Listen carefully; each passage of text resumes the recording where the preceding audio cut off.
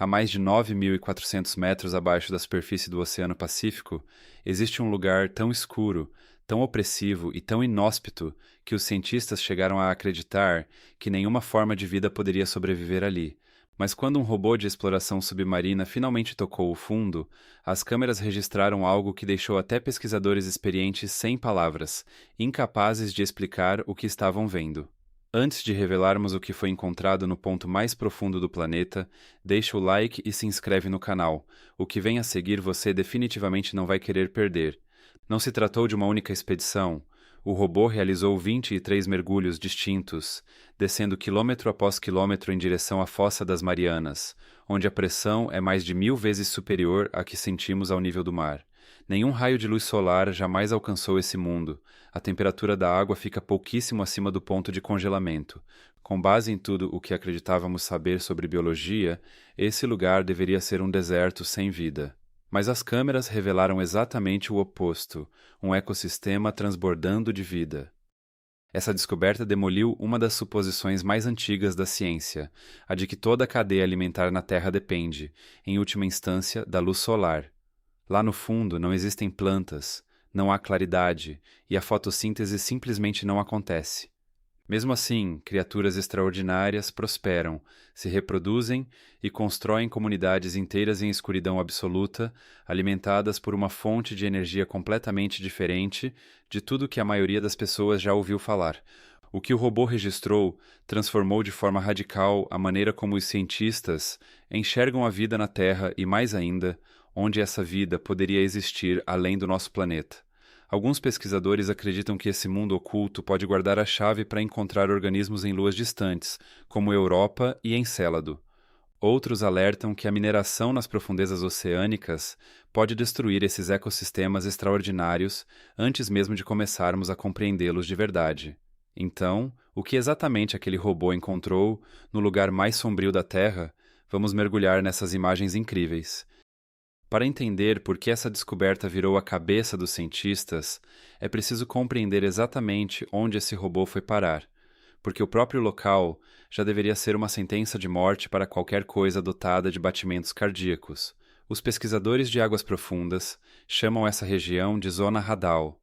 O nome vem de Hades, o deus grego do submundo. E, sinceramente, o nome não poderia ser mais adequado. Essa é a região mais profunda dos oceanos, formada pelas fossas que surgem onde enormes placas tectônicas colidem, e uma delas é empurrada para baixo da outra, escavando cânions no assoalho marinho mais profundos do que o Monte Everest é alto. Deixa isso assentar por um instante. Se você pegasse a montanha mais alta da Terra e a jogasse dentro de uma dessas fossas, o pico nem chegaria perto da superfície da água. Agora vamos falar sobre como é de verdade estar lá embaixo, porque números no papel não fazem jus à realidade. A pressão da água nessas profundezas equivale a cerca de 8 toneladas por centímetro quadrado. Para ter uma ideia, é como equilibrar um veículo utilitário esportivo completamente carregado na ponta do seu dedo. Tecido humano não resiste a isso. Submarinos projetados para operações militares não resistem a isso. Esse é um ambiente de pressão que a natureza criou para garantir que nada complexo jamais habitasse ali. A temperatura oscila entre 1 e 4 graus Celsius, mal passando do limiar do congelamento. Permanentemente, sem estações do ano e sem nenhum raio de sol para aquecê-la, nem que seja um pouquinho. E por falar em luz solar, simplesmente não existe. Zero, nem um fragmento sequer. O último fóton de luz que tentou penetrar nessa profundidade foi absorvido pela água do mar muito antes de chegar perto dali. Então, quando uma equipe da Academia Chinesa de Ciências, do Instituto de Ciências e Engenharia do Mar Profundo, enviou seu submersível para dentro desse abismo, as expectativas eram bem modestas. Eles esperavam registrar a geologia do lugar, formações rochosas, padrões de sedimento, talvez a estrutura do fundo do mar numa região que quase ninguém tinha visto com os próprios olhos. Se encontrassem vida, esperavam que ela fosse parecida com o que normalmente se vê nas profundezas. Alguns carniceiros espalhados, magros e no limite, sobrevivendo da neve marinha. Essa deriva lenta de matéria orgânica morta que cai do mundo iluminado lá de cima. Esse é o modelo padrão, é o que os livros dizem que acontece no fundo do oceano. A vida se sustenta por um fio, alimentando-se dos restos do mundo acima.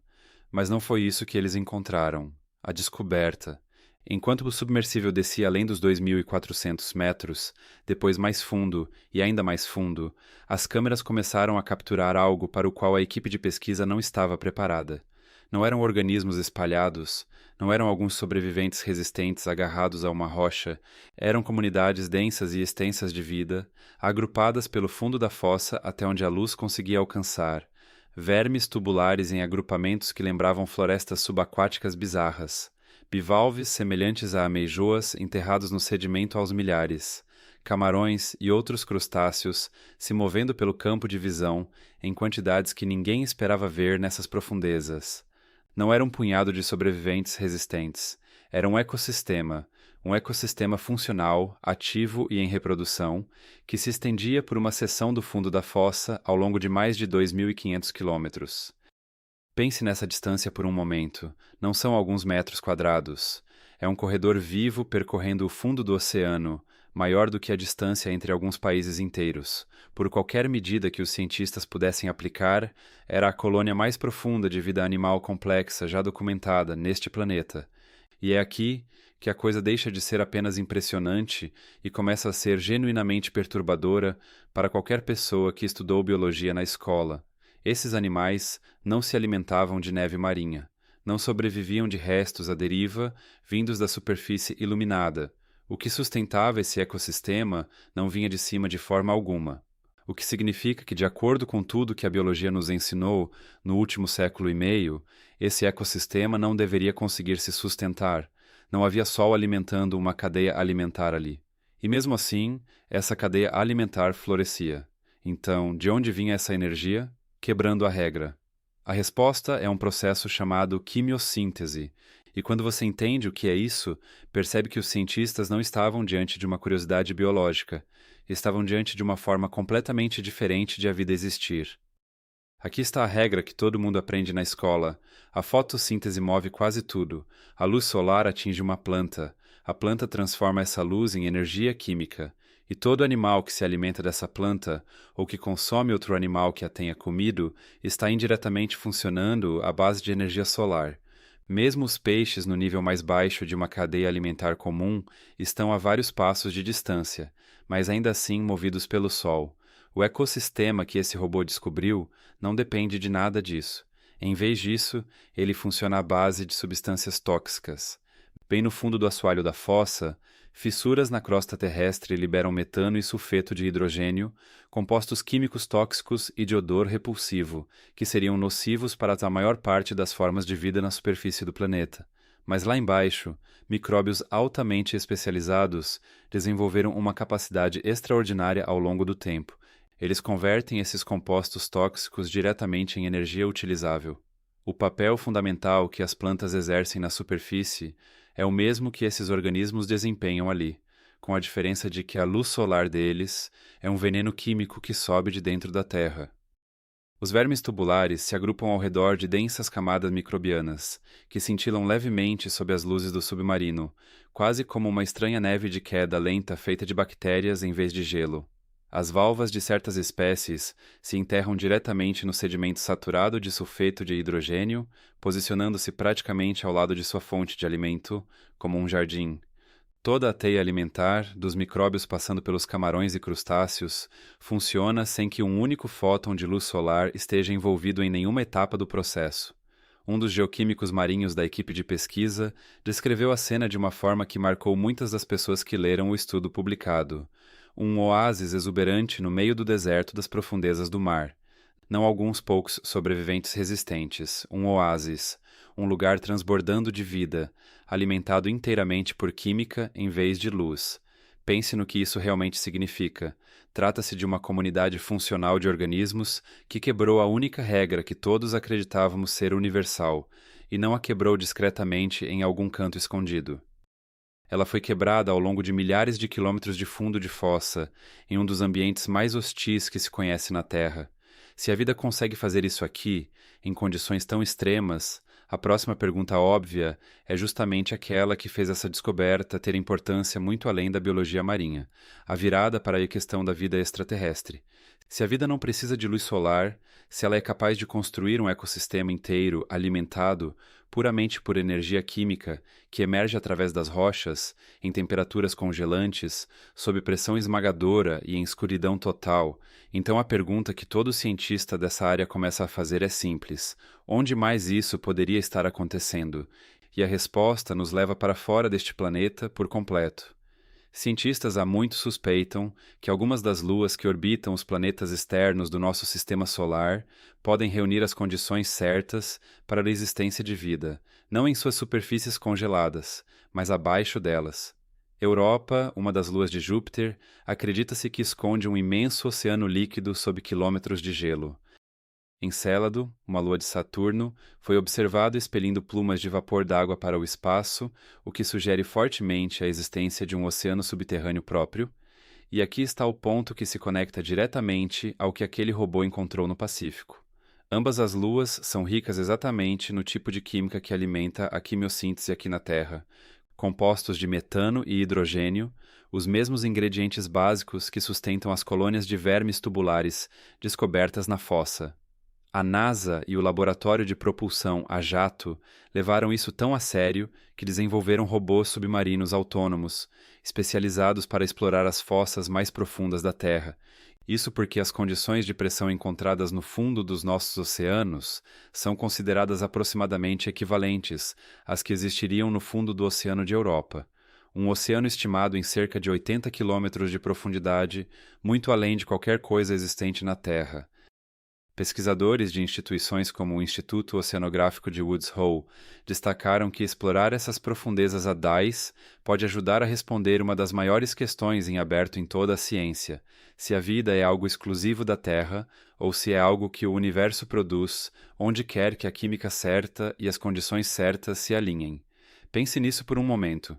Podemos ter acabado de encontrar um modelo funcional de como a vida extraterrestre poderia sobreviver numa Lua a centenas de milhões de quilômetros de distância, e encontramos isso a 9.400 metros abaixo do Oceano Pacífico.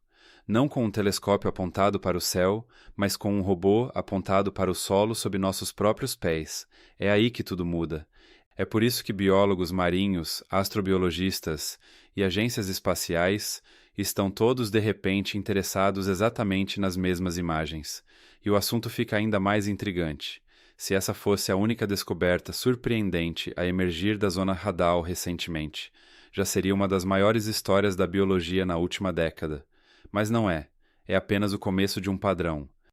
Um esforço de pesquisa separado, de grande escala, focado especificamente em catalogar a vida nas partes mais profundas do oceano, revelou algo quase tão impressionante. Os pesquisadores documentaram cerca de 7.000 espécies diferentes de micróbios vivendo nesses ecossistemas hadais, e quase 90% delas nunca tinham sido identificadas pela ciência antes. 9 em cada 10 espécies encontradas eram completamente desconhecidas para nós. Estudamos os oceanos por bem mais de um século, e somente nessa região havíamos deixado passar quase tudo o que ali vivia. Depois vieram os anfípodos, pequenos crustáceos semelhantes a camarões, encontrados prosperando em profundidades entre aproximadamente 6.800 e 11.000 metros, em condições de pressão equivalentes a equilibrar um veículo utilitário esportivo na ponta do dedo. O que tornava essas criaturas particularmente interessantes não era apenas o fato de sobreviverem lá embaixo. Era que sua biologia interna desfazia uma suposição que os cientistas mantinham há décadas. Existe um composto chamado TMAO, que ajuda a proteger as proteínas de serem comprimidas e desnaturadas sob pressão extrema. A suposição de longa data era que, quanto mais fundo uma criatura vive, mais desse composto ela precisaria para suportar a pressão crescente. Mas quando os pesquisadores de fato o mediram nesses anfípodos, os níveis não continuaram subindo como os modelos previam. Abaixo de uma certa profundidade, o aumento simplesmente cessou.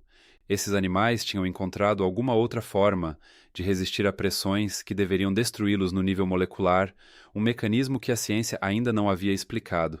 E então, surge uma descoberta que parece quase impossível de ser verdade.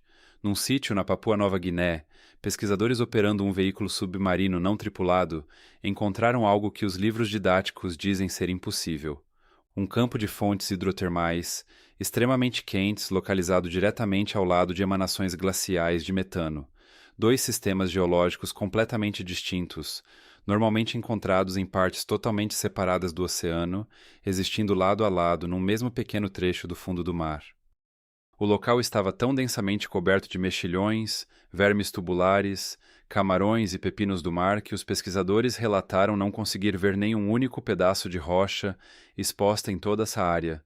Muitas das espécies que vivem ali são consideradas completamente novas para a ciência também. Toda vez que uma equipe de pesquisa envia uma câmera para uma parte do oceano profundo que ninguém havia observado antes, ela encontra algo que contradiz o que achávamos entender. Isso não é coincidência a esta altura, é um padrão. E esse padrão levanta uma pergunta incômoda. Quanto do que acreditamos saber sobre a vida neste planeta é, na verdade, apenas aquilo que conseguimos enxergar até agora? O que nos leva a um número que deveria genuinamente te inquietar, o quanto nós ainda não vimos. Aqui está a realidade por trás de tudo isso. Um grande estudo, analisando dados de dezenas de milhares de mergulhos em águas profundas, realizados desde o final dos anos 50, calculou algo extraordinário. Ao longo de toda a história humana, nossos olhos observaram visualmente, de forma direta, algo entre aproximadamente 0,001% e 0,006% de todo o fundo do oceano profundo. A área total que a humanidade já observou de fato é aproximadamente comparável ao tamanho de um único pequeno estado norte-americano. Enquanto isso, o oceano profundo cobre a maior parte da superfície deste planeta inteiro. Pense na dimensão dessa diferença. Estamos tirando conclusões sobre o oceano profundo, um ambiente que cobre a maior parte da superfície da Terra, com base numa fatia tão pequena que foi comparada a tentar compreender todos os ecossistemas terrestres usando apenas observações feitas numa única cidade. E a desproporção é ainda maior do que isso. A esmagadora maioria de todos os mergulhos em águas profundas já realizados, algo em torno de 97%, veio de apenas um punhado de países. A maior parte das nações do mundo nunca enviou um único veículo a essas profundezas. A maior parte do fundo oceânico, pertencente à maior parte do mundo, simplesmente nunca foi observada por ninguém, em nenhum momento. Mesmo os grandes esforços modernos de mapeamento, que avançaram de forma real na identificação de uma porcentagem significativa do fundo do mar usando sonar, nos contam apenas sobre o terreno, sobre a forma do solo. Eles não nos dizem o que vive sobre ele ou dentro dele. Uma fotografia de satélite de uma floresta pode mostrar onde estão as árvores, mas ela não consegue revelar o que se move embaixo do dossel.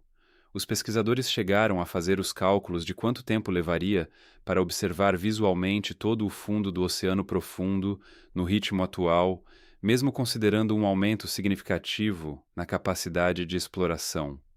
A estimativa chega a aproximadamente 100 mil anos. Estamos longe de terminar a exploração deste planeta. É possível que nunca consigamos no ritmo em que caminhamos. E esse fato se torna ainda mais urgente quando se percebe o que está correndo para chegar a esses ecossistemas antes de nós. A corrida contra a destruição. Existem duas ameaças se aproximando desses ecossistemas agora mesmo, e uma delas já chegou. Os microplásticos alcançaram o ponto mais profundo da Terra. Na Fossa das Marianas, em profundidades de aproximadamente 6.700 metros, pesquisadores detectaram milhares de partículas de microplástico por metro cúbico de água, a contaminação plástica confirmada mais profunda já registrada. Estudos de grande escala que analisaram quase 2.000 estações oceânicas ao redor do mundo encontraram microplásticos distribuídos por todas as camadas do oceano, formando essencialmente uma névoa permanente e tênue de partículas plásticas que deriva sob as ondas, desde a superfície até o fundo das fossas. No ponto mais baixo da Fossa das Marianas, as concentrações de microplásticos foram medidas em níveis várias vezes superiores aos das águas oceânicas abertas próximas à superfície.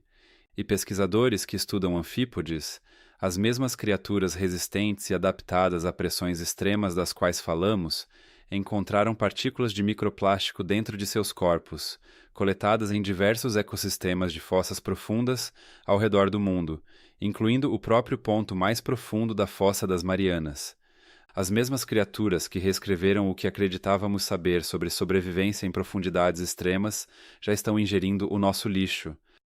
As estimativas apontam que a quantidade de plástico circulando nas águas superficiais dos oceanos chega às dezenas de trilhões de partículas, com milhões de toneladas adicionais já depositadas no fundo do mar.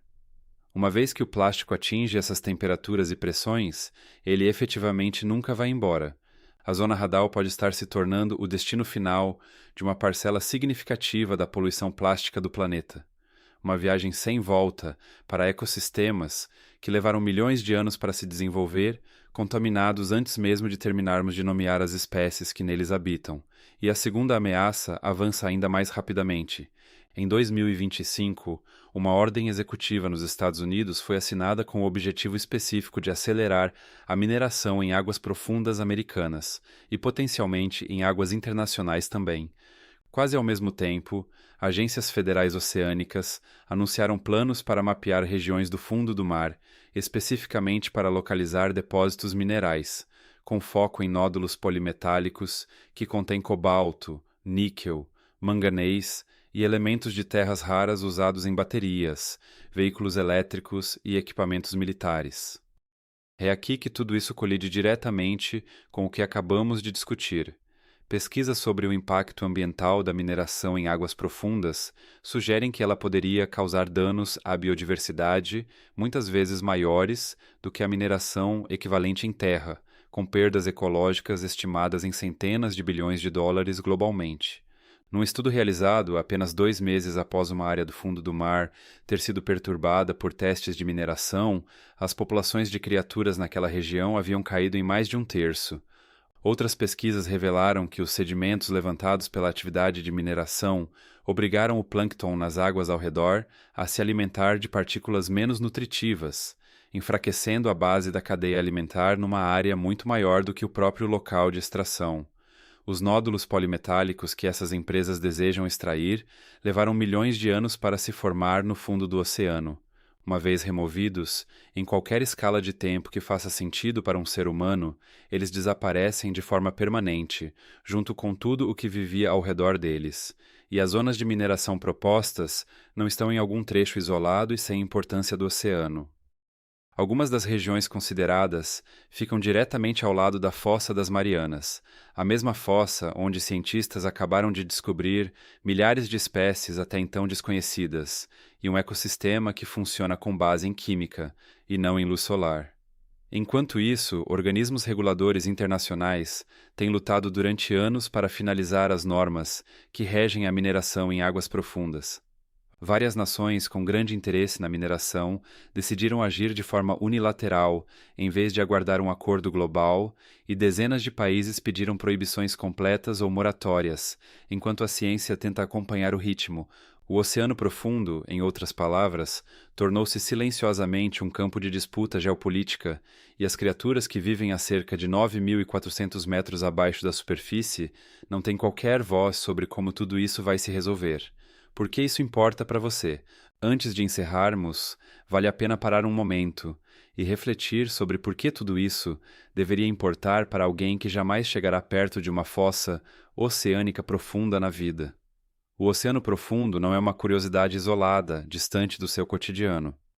O fitoplâncton, alimentado em parte por nutrientes que circulam desde as profundezas, é responsável por produzir uma enorme parcela do oxigênio que você está respirando agora mesmo.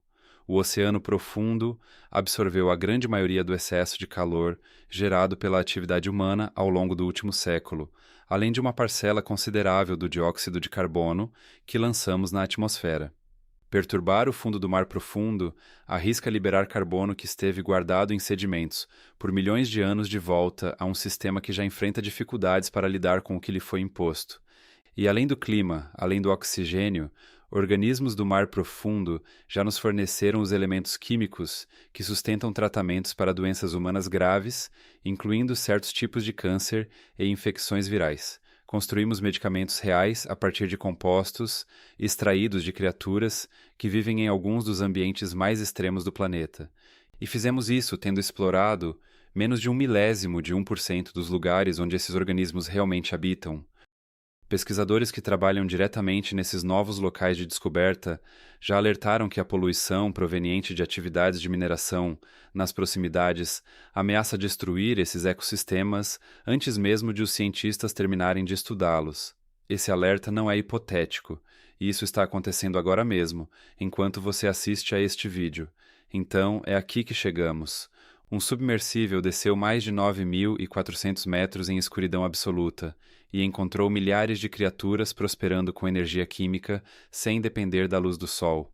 A colônia de vida complexa registrada em maior profundidade de todos os tempos. Depois de mais de 60 anos somados de exploração das profundezas marinhas, a humanidade ainda conseguiu ver apenas uma fração minúscula do fundo do oceano. Milhares de espécies descobertas nessas profundezas eram completamente desconhecidas pela ciência até este momento, e ao mesmo tempo, a poluição por plástico já chegou ao ponto mais fundo da fossa. Enquanto operações de mineração estão sendo impulsionadas bem ao lado do local de uma das descobertas biológicas mais relevantes da última década, encontramos evidências de que a vida pode existir em lugares e de formas que nos disseram ser impossíveis. Cientistas acreditam agora que essas mesmas condições podem ser o modelo mais próximo que temos de um exemplo real de vida em outros mundos.